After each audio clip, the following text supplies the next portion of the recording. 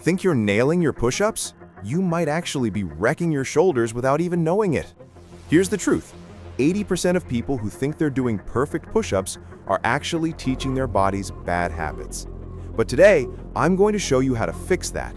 And by the end of this video, you'll feel stronger, more stable, and actually earn every rep. Let's start with what goes wrong, because knowing what not to do is half the battle. When your elbows flare too far out, all that pressure goes straight into your shoulders. Think of it like trying to lift with your joints instead of your muscles. Sooner or later, something's gonna give. Be looking slightly ahead, not straight down. That keeps your spine neutral. So before we even talk about hand placement or muscle activation, you've got to stop these 3 form killers. But here's where it gets interesting, because the push-up isn't just an upper body move, it's a full body coordination test. Let me ask you something. When was the last time you thought about your hands in a push-up? Most people just drop and go, but the magic starts at the ground. Your hands are like your roots. Spread your fingers slightly, screw your palms gently into the floor like you're trying to twist the floor outward. That engages your lats, stabilizes your shoulders, and suddenly your whole upper body feels locked in.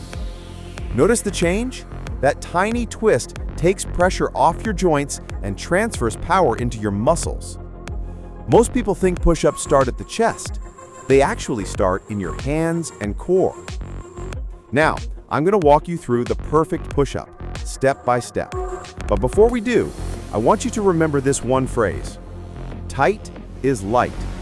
When your body is tight, every push-up feels lighter, more controlled, and more powerful. All right, let's build your push-up from the ground up. Place your hands just slightly wider than shoulder width. Feet together, glutes engaged, core braced. You're one long solid line. Heels, hips, shoulders all connected. Lower slowly, don't just drop. Your elbows should track back at about 45 degrees from your body. It's the difference between grinding your shoulders and actually building your chest and triceps. Now, push the floor away. Exhale as you rise, keeping your core tight and hips steady. Your shoulder blades should glide smoothly, not shrug or pinch. Think of your shoulder blades as the suspension system of a car. They move, but they control the motion so nothing jerks or rattles. Still with me? Let's add one advanced tweak, something most trainers don't even mention. As you lower, lightly squeeze your glutes and quads. That's going to fire your entire posterior chain. Your back, legs, and core will all lock in together. This transforms your push-up from an arm exercise into a total body strength builder. You'll notice your body doesn't wiggle or sag anymore. It's all one piece, solid and efficient. And that's when you realize push-ups aren't about pushing.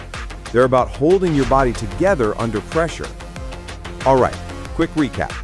Hands just outside shoulders, fingers spread, screw into the floor. Elbows at 45 degrees. Core tight, no sagging hips. Head in line with your spine. Move with control, not momentum. Now, here's your challenge. Drop down right now and give me 10 flawless reps using everything we just covered. Feel the difference in control, in power, in purpose. Push-ups aren't just about strength. They're about discipline, awareness, and mastery over your own body weight. Get that right, and every other movement in your fitness journey gets better. You've just learned the right way to perform one of the most fundamental exercises in fitness, and this is only the beginning. Keep practicing, keep refining, and remember, form builds function. Every perfect rep makes you stronger, inside and out. Hit that subscribe button, because next week, we're breaking down the perfect plank, the secret weapon behind every great push-up. See you then.